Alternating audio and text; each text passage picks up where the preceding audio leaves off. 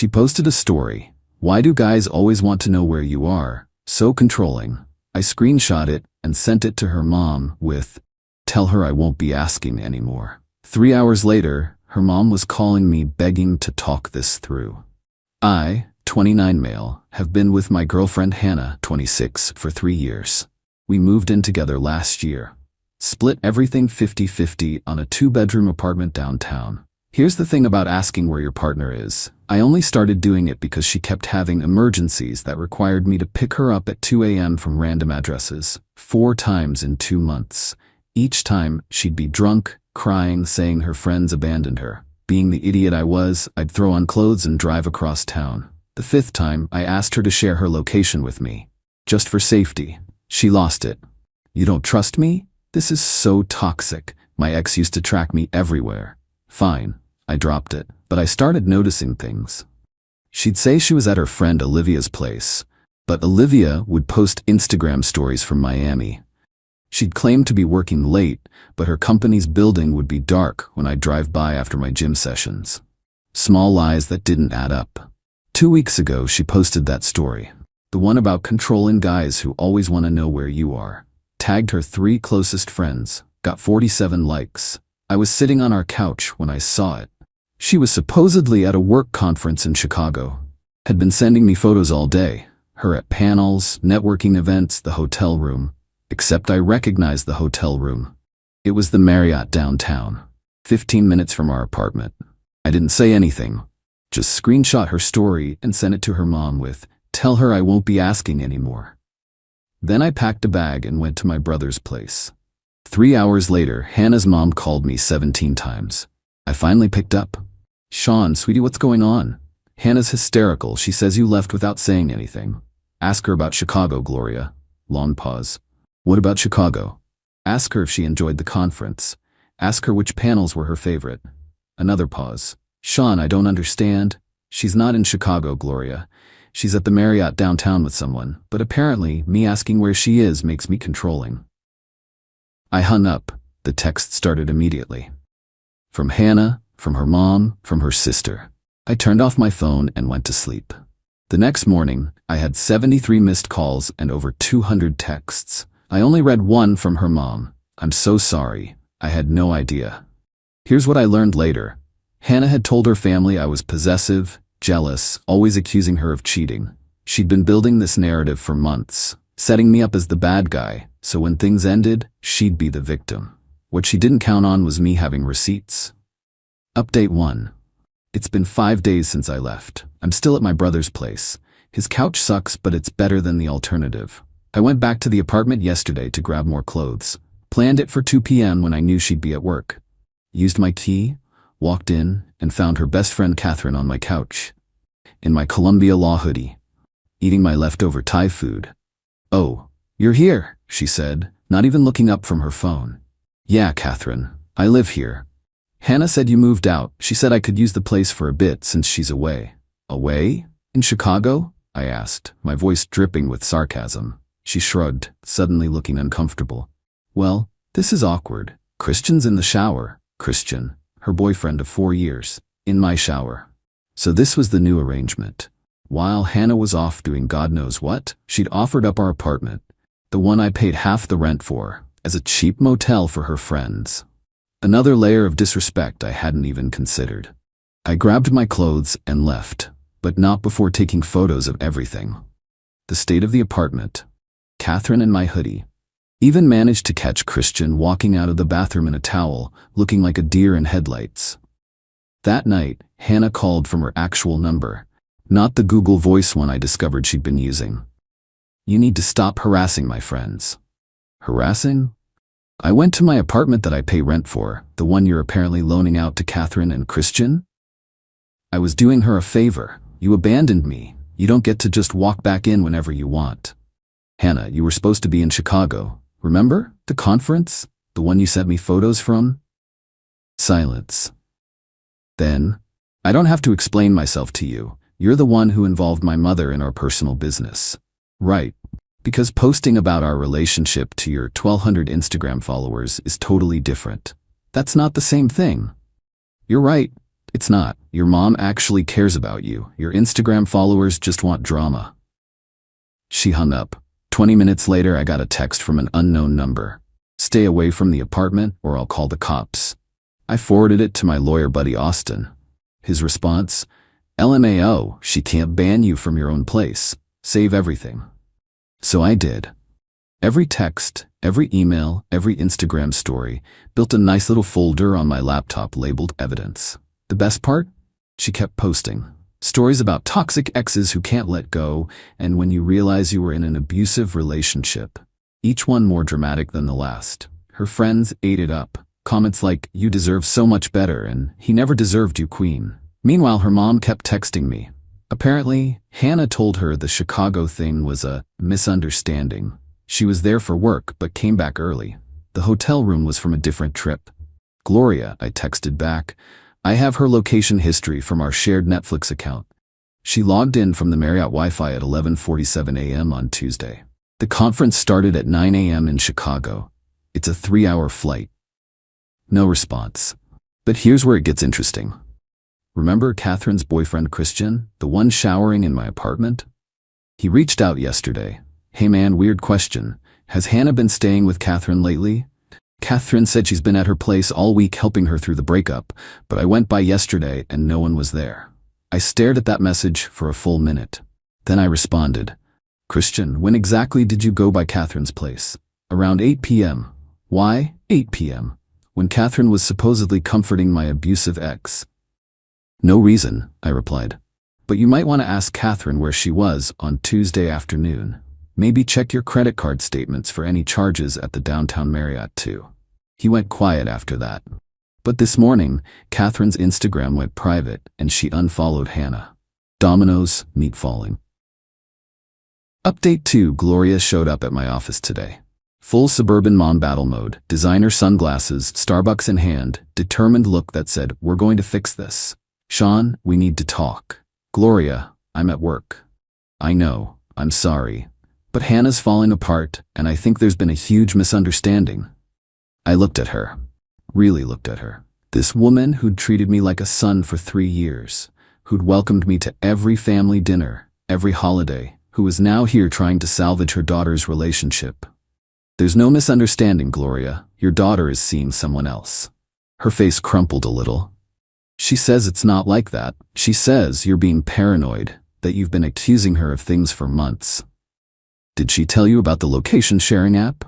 The one she insisted we both install 6 months ago for safety? The one where I noticed her own location was frequently unavailable while she was checking mine 12 times a day? Gloria blinked. What app? Or did she mention the credit card charges? The hotel rooms on days she was supposedly at her friend's? The Uber rides to addresses I don't recognize at 3 a.m.? Gloria sat down hard in the lobby chair. She said you were making things up. I have screenshots, Gloria, bank statements, everything. She was quiet for a long moment. Then, who is he? I don't know, and honestly, I don't care anymore. That was a lie. I cared. I cared so much it felt like someone had reached into my chest and squeezed, but I wasn't giving her the satisfaction. She's my daughter, Gloria said finally. I have to believe her. I know. She left after that. But something must have happened because 3 hours later, all hell broke loose. Hannah called me screaming. Actually screaming. I could barely understand her through the sobs and the rage. You turned my mother against me. You psycho. You absolute psycho. Hannah, calm down. Don't tell me to calm down. She froze my credit cards. She said if I'm adult enough to cheat, I'm adult enough to pay my own bills. Oh, so Gloria did some digging of her own. That's between you and your mom. This is your fault. You did this. No, Hannah, you did this. You posted that story. You lied about Chicago. You've been lying for months. I wasn't. It's not. She took a shaky breath. Okay, fine. You want the truth? I've been seeing someone. Happy? But it's your fault. You're boring. All you do is work and go to the gym and talk about your stupid investments. There it was. The truth, finally. Wrapped in blame and accusations, but still the truth. Okay, I said. Okay? That's it? Okay? What do you want me to say, Hannah? You cheated. You lied. You tried to make me look like the bad guy to cover it up, and now you're facing consequences. What else is there? I want you to fight for me. To care. I did care. For 3 years I cared. I picked you up at 2 a.m. whenever you called. I paid for your car repairs when you maxed out your credit cards. I defended you to my friends when they said you were using me. I cared so much, I ignored every red flag. That's not? You don't understand. With him, it's different. It's exciting. He makes me feel alive. He's not afraid to have fun. He even came to your mom's last Labor Day barbecue and actually talked to people instead of hiding by the grill. She stopped, realizing what she'd said. But the damage was done. My mind raced through the faces at that barbecue. He's married, isn't he? I asked, the pieces clicking into place with sickening clarity. The sob that came through the phone was answer enough. Jesus Christ, Hannah. Don't judge me. You don't understand what it's like. The connection we have. You're right. I don't understand. I don't understand how you can blow up a 3-year relationship for someone who won't even leave his wife for you. He's going to, he promised. I actually laughed. Couldn't help it. Hannah, they never leave their wives? Never. You're wrong. You're just bitter and wrong and I hung up. Blocked her number. Blocked her on everything. But I did text Gloria one last thing. Ask her about the married man she's seeing. She mentioned he was at your Labor Day barbecue. I'm sure you can figure it out from there. Because here's the thing about secrets. They're like water. They always find a way out. And I had a feeling Hannah's secret was about to flood everything. Update 3. It's been 2 weeks since my last update. 2 absolutely insane weeks. Remember when I told Gloria to check the guest list from her Labor Day barbecue? Yeah. That was a grenade I didn't expect to explode quite so spectacularly. The married man was Gloria's best friend's husband, Olivia's husband, Lawrence. The same Lawrence who'd been at every family barbecue, every birthday party, who had 2 kids and a pregnant wife. Gloria found out when she checked Hannah's iPad, still logged into the family account. Messages going back 8 months, photos, videos, plans to meet at that Marriott downtown whenever Olivia was at her prenatal appointments. The fallout was nuclear. Olivia showed up at the apartment while I was there grabbing the last of my stuff. Hannah opened the door, saw her, and tried to slam it shut. Olivia caught it with her hand. "You little bitch," was all she said before Hannah started screaming for help.